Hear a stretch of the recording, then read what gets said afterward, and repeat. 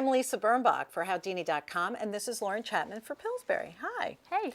Lauren, I don't know where the expression American as apple pie came from, but I would definitely pledge allegiance to this perfect apple pie.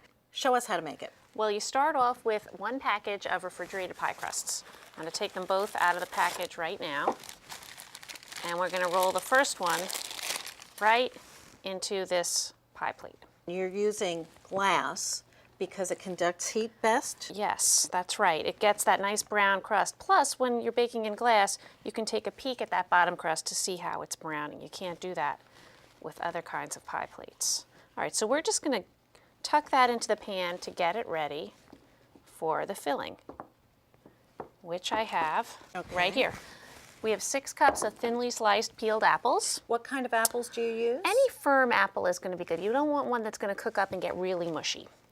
These are Granny Smiths, which I like for their nice tart flavor, but there are other firm varieties. That was 3/4 of a cup of sugar, 2 tablespoons of flour, a tablespoon of lemon juice, and we've got some spices here. 3/4 of a teaspoon of cinnamon, it's 1/8 of a teaspoon of nutmeg, and 1/4 teaspoon of salt. I'm going to stir that together so that the apples are coated with the sugar.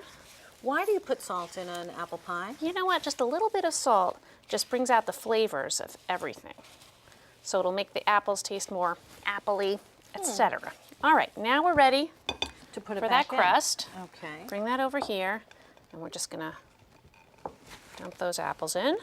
We slice the apples nice and thin because that makes them cook pretty quickly so that they're soft. But not mushy. That's right.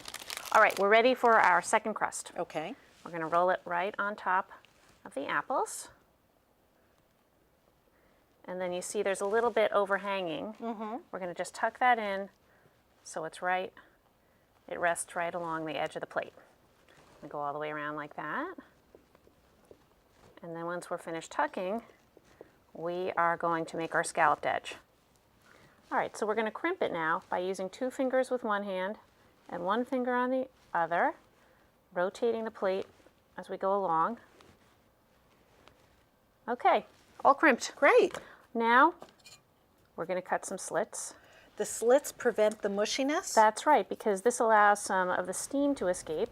And there's just one more thing before you put this pie into the oven. I have this pie shield here, and I'm going to place it around that crimped crust. That's to protect it from burning as the pie bakes. Okay, and how long does the pie bake? The pie should take 40 to 45 minutes in a 425-degree oven, but 15 minutes before it's done, take the shield off. Now, if you don't have a shield, don't worry, you can use some aluminum foil strips that you fit around the edge, and that will work just as well. But 15 minutes before the pie is done, you want to brown up those strips by removing the shield. And when do you want to get the real estate buyers coming into your house to smell the homey goodness of the apple pie? Well, you want to let this pie sit on the counter for 2 hours, so in that period between baking and cooling is a great time to try to sell your house. That's what they say. Thank you, Lauren. You're welcome. I'm Lisa Birnbach for Howdini.com.